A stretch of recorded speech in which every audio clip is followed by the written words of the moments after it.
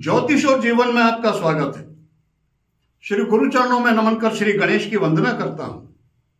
आज के वीडियो में हम चर्चा करते हैं वेद माता गायत्री मंत्र की साधना के संबंध में। ब्रह्म गायत्री मंत्र को वेद माता कहा गया है। बहुत महत्व है। यह जो मंत्र है ओम भूर्भुवः स्वः तत्सवितुर्वरेण्यं भर्गो देवस्य धीमहि धियो यो नः प्रचोदयात्, यह ब्रह्म गायत्री, इसकी उपासना और इसकी फलश्रुति के बारे में, इसके फलों के बारे में जो कहा जाता है, वो यह मंत्र साधक को दीर्घायु बनाता है, यशस्वी बनाता है, मेधावी बनाता है, समृद्ध संपन्न, इतने गुण, बहुत महिमा कही जाती है गायत्री साधना की। लेकिन मेरे देखने में आया और आपने भी देखा होगा, कई साधक बहुत आस्था से, बहुत विश्वास से गायत्री की उपासना वर्षों से कर रहे हैं, लेकिन उन्हें जैसा कहा जाता है उस तरह के फल उनके जीवन में दृष्टिगोचर नहीं होते। क्या कारण है? कोई तो कारण होगा इसका। जो महिमा कही जाती, क्या वह सही नहीं है? इसीलिए कई बार कई विद्वान कह देते हैं कि कली काल में वैदिक मंत्र फलदायी नहीं है। यह बात गलत है, ऐसा नहीं है। कहीं न कहीं विधान में त्रुटि है। यदि उसको विधान के अनुरूप किया जाए तो वैदिक मंत्र भी आज के समय में भी उतने ही कारगर हैं जितने पौराणिक और तांत्रिक। मंत्र चार प्रकार के, वैदिक, पौराणिक, तांत्रिक और शाबरी। यजुर्वेद की एक ऋचा है और वो है चत्वारि श्रृंगा त्रयो अस्य पादा वे शीर्षे सप्त हस्तासि अस्य त्रिधा बद्धो वृषभो शेरवीति महादेवो मर्त्यान आविवेश। यजुर्वेद के इस मंत्र के कई अर्थ हैं। मैंने कहीं पढ़ा कि इस ऋचा के अर्थों के ऊपर ही एक अलग से पुस्तक प्रकाशित हुई है जिसमें 30 से अधिक अर्थ बताए गए हैं। हम यहां चर्चा करते हैं केवल मंत्र विज्ञान के संदर्भ में इसके अर्थों की। एक विचित्र बेल जिसके 4 सींग हैं, चत्वारि श्रृंगा। तो जो वैदिक, पौराणिक, तांत्रिक और शाबरी मंत्र हैं, ये यही 4 सींग हैं इसके। त्रयोअस्य पादा, 3 पैर, हादि, कादि और सादि, ये जो 3 उपासना की पद्धतियां हैं, यही 3 पैर हैं इसके। सोहम और हंस, ये 2 सिर हैं। और वैदिक आदि 7 प्रकार के जो पूजन के आचार हैं वही इसके 7 हाथ माने गए हैं।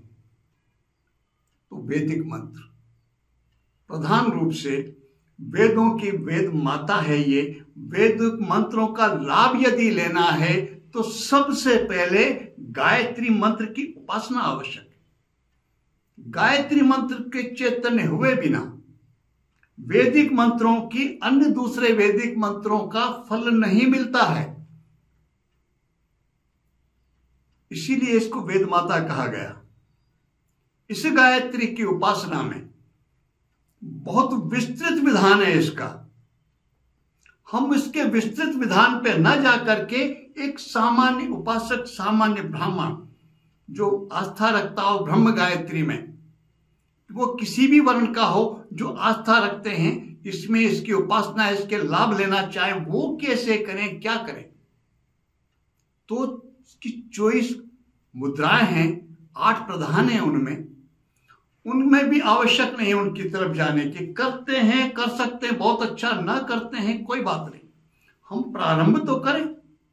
इस गायत्री को, मंत्र को ब्रह्मा जी, वशिष्ठ जी, विश्वामित्र जी और शुक्राचार्य जी के द्वारा शापित कहा गया है। और उसके शाप मोचन के विधान है। सबके चारों के ध्यान मंत्र हैं शाप विमोचन करने के। उसके बाद फिर जब किया जाता है, वो कुछ भी करने की आवश्यकता नहीं। हम सीधे साधना के प्रकृति में जाएं। वेद माता की कृपा होगी, वो चाहेंगी तो आगे उत्तरोत्तर माध्यम मिलते चले जाएंगे, गति बनेगी। प्रारंभ तो करें।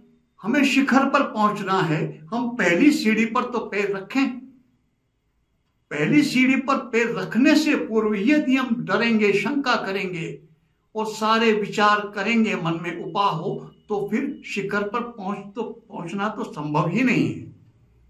तो गायत्री मंत्र की, गायत्री की उपासना में क्या किए, आसन पर बैठ करके प्राणायाम आदि, संकल्प आदि करने का जो सामान्य सी प्रक्रिया है वह करने के बाद वेद माता गायत्री का ध्यान करें।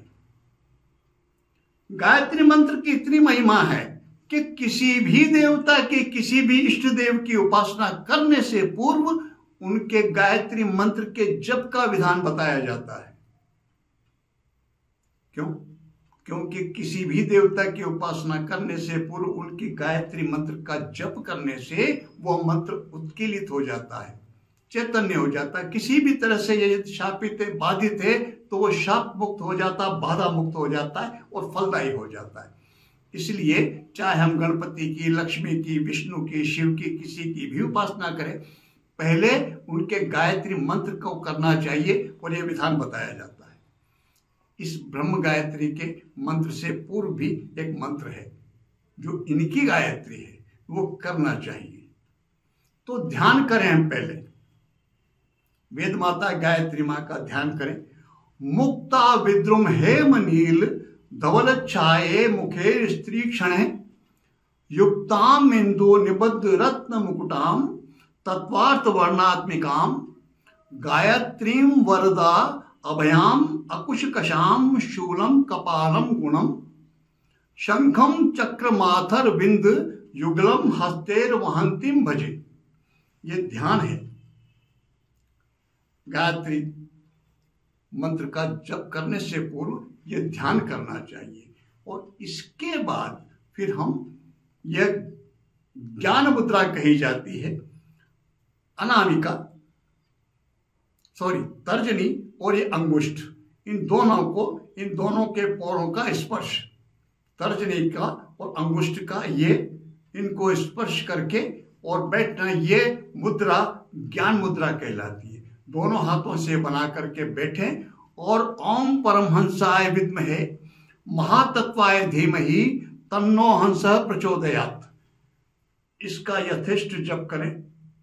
5 मिनट कम से कम इसका जप करने के बाद अजपा जप, थोड़ी देर शांत बैठ करके 2 से 5 मिनट अजपा जप करना चाहिए। अजपा जप क्या है? सांस भरते समय सोहम का ध्यान और सांस छोड़ते समय हंस का ध्यान, यही अजपा जप है। यही जब सांस के साथ चलता रहता है, यह जब साधक की सांस के भीतर जाने और छोड़ने के साथ ये स्वतः चलने लगता है, इसी को अजपा जप कहते हैं। उसकी साधना फिर स्वतः चलती रहती है। तो इस जो गायत्री है, परमहंस गायत्री जिसे कहा जाता है, ओम परमहंसाय विद्महे महातत्वाय धीमहि तन्नो हंस प्रचोदयात् का जप करने के बाद 2-5 मिनट इस अजपा जप को करना चाहिए शांत बैठ करके, और उसके बाद फिर ब्रह्म गायत्री मंत्र का जप करना चाहिए। ब्रह्म गायत्री मंत्र का जप, ओम भूर्भुवः स्वः तत्सवितुर्वरेण्यं भर्गो देवस्य धीमहि धियो यो नः प्रचोदयात्। तो जो कहा जाता है कि कली काल में यह मंत्र फलदायी नहीं, क्या कारण है इसके पीछे? इसके पीछे सीधा सा कारण है, इस मंत्र का जिस प्रकार से उच्चारण होना चाहिए वह नहीं होता, तो यह फलदायी। वैदिक मंत्रों में सस्वर पाठ होता है, वेद की ऋचाओं का वह प्रधान है, वह बहुत आवश्यक है। वेद की ऋचाओं का जब तक सस्वर पाठ नहीं होगा, वेद की ऋचाएं फलदायी नहीं होती, उनका यथेष्ट फल नहीं मिलता।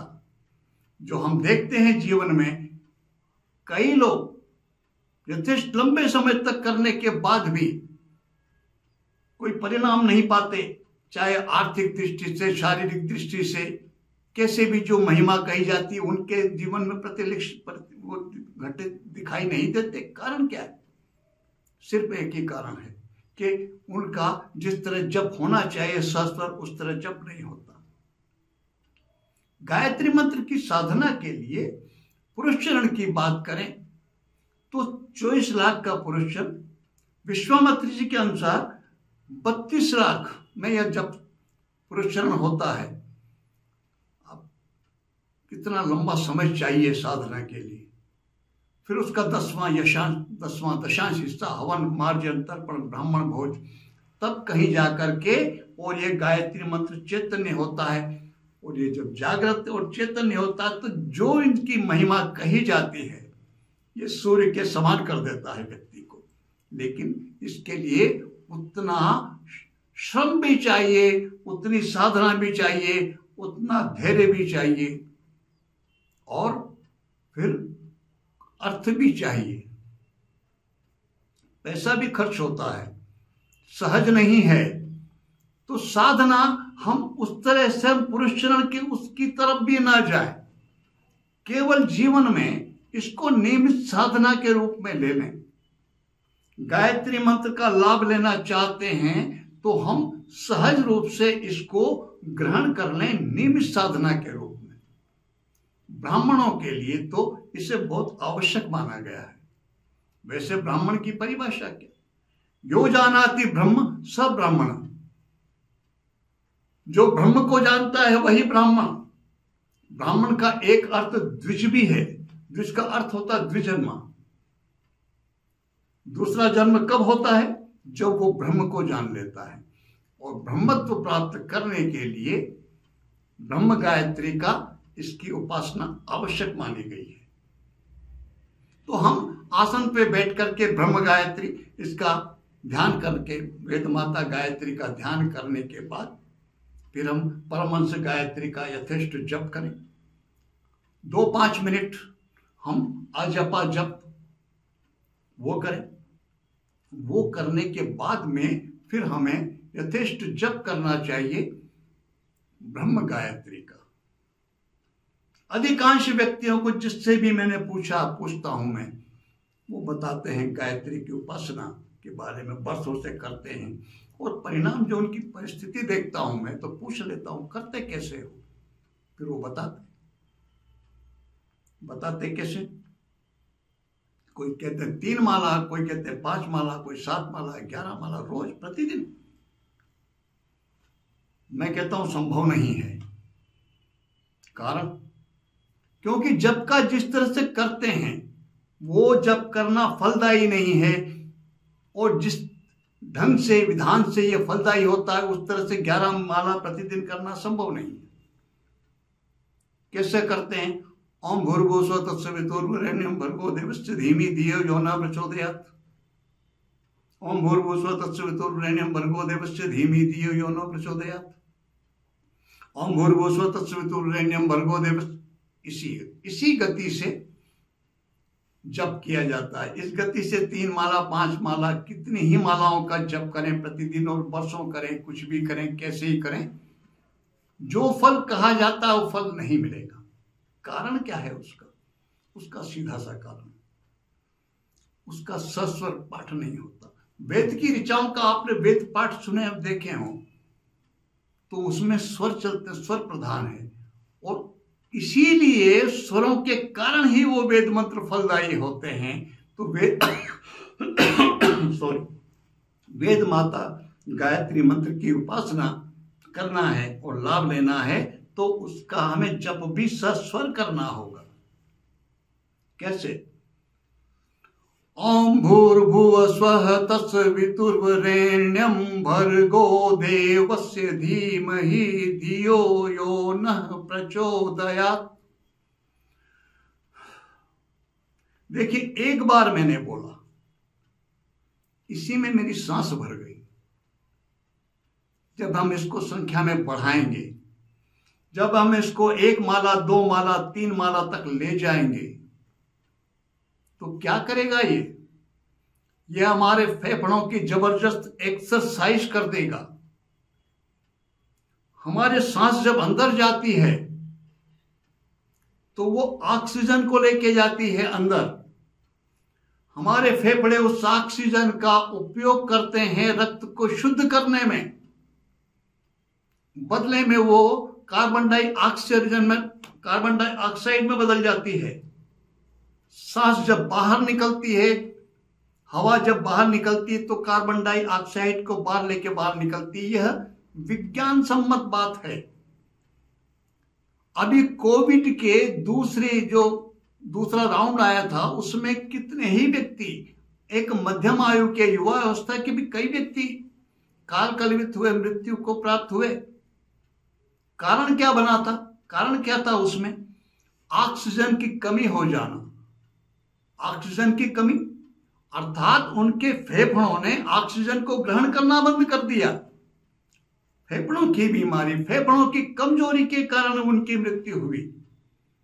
और यह मंत्र ओम भूर्भुवः स्वः तत्सवितुर्वरेण्यं भर्गो देवस्य धीमहि धियो यो नः प्रचोदयात्, जब हम इस गति से करेंगे, इसको सस्वर जब पाठ करेंगे, ये हमारे फेफड़ों को मजबूत कर देगा।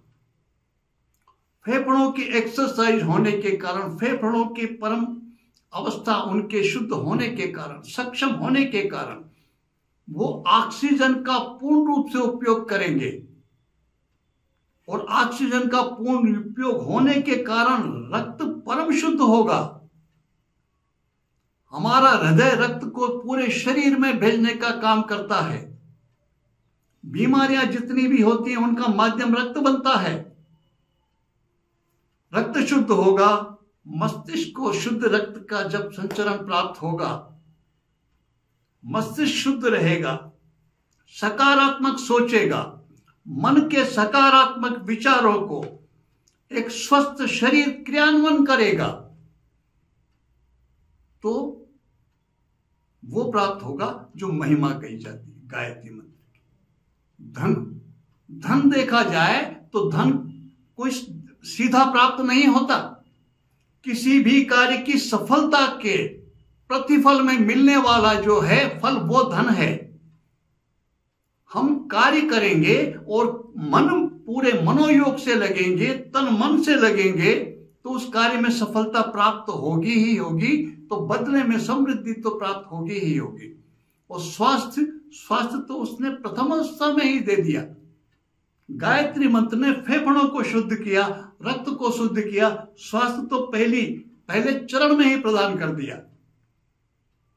स्वास्थ्य प्रदान कर दिया है और तन मन जब हम लगते हैं किसी कार्य में, सफलता प्रदान कर दी है। सफलता ने समृद्धि प्रदान कर दी है। और समृद्धि यश का, कीर्ति का आज के समय में तो बहुत गहरा संबंध है। कार्य की सफलता का भी समृद्धि से गहरा संबंध है, यश कीर्ति से गहरा संबंध है। इस प्रकार से यह गायत्री मंत्र वो सारे फल देने में सक्षम है जो इसकी महिमा में कहे जाते हैं, लेकिन उसके लिए पहली शर्त है कि उसका हम जप सस्वर करें। ओम भूर्भुवः तत्सवितुर्वरेण्यं भर्गो देवस्य धीमहि धियो यो नः प्रचोदयात्, ऐसे नहीं करें। अब माला को छोड़ दें, ध्यान मुद्रा लगा करके बैठें, ध्यान की अवस्था में शांत, और फिर इसका इस तरह जप करें। कम से कम जितना भी हो, गिनती की आवश्यकता नहीं, बढ़ाते जाएं। आपकी क्षमता बढ़ती चली जाएगी, जपने की समय की बढ़ती चली जाएगी, अधिक से अधिक होता चला जाएगा। और 2 महीने के बाद आप देखेंगे कि जो इसकी महिमा कही जाती है, स्वास्थ्य के संबंध में, समृद्धि के संबंध में, यश कीर्ति के संबंध में, उन सारे फलों को जीवन में घटित हुआ देखेगा साधक गायत्री मंत्र की उपासना करने वाले। यही गायत्री मंत्र की साधना में एक आवश्यक भेद है जो हमें समझना चाहिए। बिना सस्वर गायत्री मंत्र का जपे गायत्री मंत्र के फल प्राप्त नहीं होते हैं। यह हम समझें। एक संक्षिप्त विधान, बिना किसी प्रपंच में पड़े, न पुरुष चरण तक जाने की आवश्यकता, ना कहीं किसी प्रकार के किसी शाप मुक्त की, केवल हम ध्यान करें। ध्यान करने के बाद परमहंस गायत्री का जप करें। 2-5 मिनट हम अजपा जप करें और फिर जैसा मैंने अभी आपसे निवेदन किया उस तरह से सस्वर गायत्री मंत्र का, ब्रह्म गायत्री मंत्र का जप करें। भगवती वेद माता गायत्री वो कृपा करती ही करती हैं। मूल रूप से देखा जाए तो गायत्री जो मंत्र है ये भगवान सूर्य देव की ही उपासना है। वो सृष्टि के पालक हैं, वो ये उनका शक्ति तत्व है। इसी तत्व के माध्यम से वो सृष्टि की रचना, सब कुछ पालन पोषण प्राण पोषण का सब करने का कार्य करते हैं। तो वेद माता गायत्री आप सब पर कृपा करें, आप सबके जीवन को स्वस्थ, दीर्घायु, यशस्वी बनाएं। इसी प्रार्थना के साथ मैं आप सबको नमन करता हूं। नमस्कार।